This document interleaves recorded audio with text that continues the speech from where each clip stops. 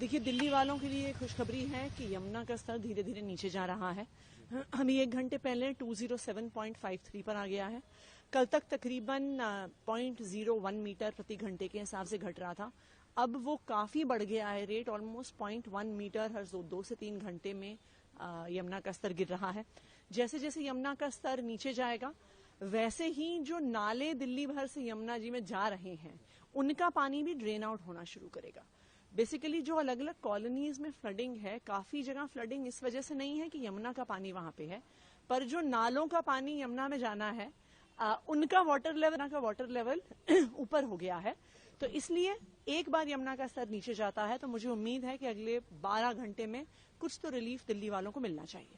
के बीच ये जो आरोप पर प्रत्यारोप वाली बात अब शुरू हुई है, जिसमें अब कहा गया कि वहां से 1 लाख क्यूसेक पानी छोड़ने की बात है, लेकिन हरियाणा सरकार कह रही है कि इतना तो पानी वहां छोड़ा ही नहीं जा सकता है क्योंकि वो एक रेगुलेटर है, इतना पानी नहीं छोड़ा जा सकता है। तो क्या प्रतिक्रिया है इस पूरे मामले पर? देखिए, ये एक बहुत बड़ा सवाल है। ये बहुत बड़ा सवाल है कि दिल्ली में जब बाढ़ आ रही थी, जब इतनी विकट परिस्थिति थी, तो सारा पानी से दिल्ली के लिए क्यों छोड़ा जा रहा था?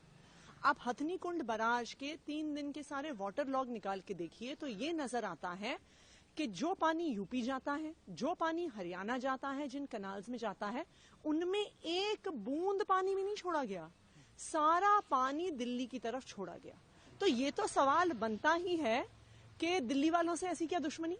क्यों कुछ पानी हरियाणा में और यूपी में नहीं छोड़ा जा सकता था? हम मानते हैं वो कनाल्स हैं, हम मानते हैं उनकी कैपेसिटी कम है, लेकिन अगर वहां पे पानी छोड़ा जाता तो खेतों में पानी जाता, ज्यादा से ज्यादा खेतों में फ्लडिंग होती। लेकिन दिल्ली में पानी छोड़ने से, जहां पे इतनी घनी आबादी है, तो यहाँ पे एक बहुत बड़ी मात्रा में लोगों को जान माल का खतरा हो गया। 20-25 हजार लोग इवैक्यूएट हुए, 20-21 हजार लोग आज रिलीफ कैंप्स में रह रहे हैं। तो ये तो एक बहुत बड़ा सवाल है जिसका जवाब देना पड़ेगा हरियाणा को कि क्यों सारा पानी दिल्ली छोड़ा जा रहा था, क्यों यूपी और हरियाणा में नहीं छोड़ा जा रहा था, और क्या अगर वहां पे पानी छोड़ा जाता तो क्या दिल्ली में जो बाढ़ आई है, क्या उसको अवॉइड किया जा सकता था? इस पे तो जरूर जांच होनी चाहिए कि ऐसा क्यों हुआ है। सीएम का तब भी मुश्किल के हालात बनते हैं तो दिल्ली सरकार को सिर्फ हरियाणा याद आता है। तो देखिए, जो यमुना है, नदी है, वो ये नहीं जानती है कि कहां पे हिमाचल की बाउंड्री खत्म हुई, कहां पे हरियाणा की हुई, कहां पे दिल्ली की हुई, कहां पे यूपी की हुई। हरियाणा से ही दिल्ली में पानी आएगा। वैसे भी ये तो सबको ही पता है कि जो बाढ़ आई है वो हरियाणा से आने वाले यमुना नदी के पानी की वजह से आई है, क्योंकि दिल्ली में तो 4 दिन से एक बूंद भी पानी नहीं पड़ा है। तो जो पानी आज दिल्ली की सड़कों में, कॉलोनीज में भरा हुआ है, वो सिर्फ और सिर्फ हरियाणा से आया हुआ पानी है। और अगर ऐसा हुआ है कि दिल्ली को सारा पानी छोड़ा गया, हरियाणा में नहीं छोड़ा गया, यूपी में नहीं छोड़ा गया, तो ये तो बहुत गंभीर मुद्दा है। इसका मतलब है कि जो दिल्ली में बाढ़ आई है, उस बाढ़ को रोका जा सकता था। मैम, एनडीआरएफ की तैनाती उस जगह पर जहां पर एक रेगुलेटर क्षतिग्रस्त हो गया था आईटीओ के पास, वहां पर थोड़ी देरी से हुई, तो इस पर एलजी कह रहे हैं कि ये आरोप प्रत्यारोप का दौर नहीं है, इसमें सबको मिलकर काम करना है। देखिए, हम तो सहमत है, मिलकर काम करना चाहिए।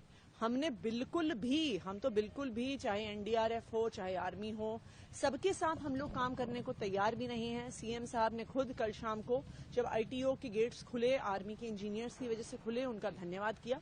लेकिन आज ये बहुत बड़ा सवाल है कि परसों रात को सौरभ भारद्वाज जी ने, मैंने अफसरों को बोला कि एनडीआरएफ को रात को ही आईटीओ के रेगुलेटर पे बुलाया जाए। हमें ये जवाब मिला कि एनडीआरएफ की जरूरत नहीं है। उसके बाद हमने बोला कि आर्मी को कांटेक्ट किया जाए, आर्मी में एक इंजीनियरिंग विंग होगा, लेकिन फिर भी कुछ नहीं हुआ। रात भर निकल गई, फिर कल सुबह एलजी साहब के कहने पे एनडीआरएफ और आर्मी बुलाई गई। अगर 12 घंटे पहले एनडीआरएफ बुला ली होती, 12 घंटे पहले आर्मी के इंजीनियर्स को बुला लिया होता, तो आईटीओ में पानी नहीं भरता, तो सुप्रीम कोर्ट तक पानी नहीं पहुंचता। सुप्रीम कोर्ट क्या आम आदमी पार्टी का है? सुप्रीम कोर्ट क्या अरविंद केजरीवाल का है? सुप्रीम कोर्ट तो एक इंस्टीट्यूशन ऑफ नेशनल इंपॉर्टेंस है। तो ऐसा भेदभाव क्यों? जब आपको मंत्रियों ने आदेश दिया कि आप एनडीआरएफ बुलाइए, जब आपको मंत्रियों ने आदेश दिया कि आप आर्मी को संपर्क करिए, तो क्यों नहीं किया गया?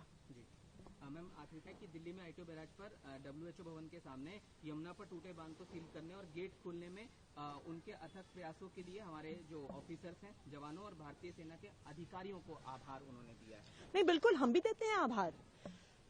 परसों रात को रात भर irrigation flood department, MCD, PWD के अफसर, वहां का लोकल लेबर रात भर काम करते रहे।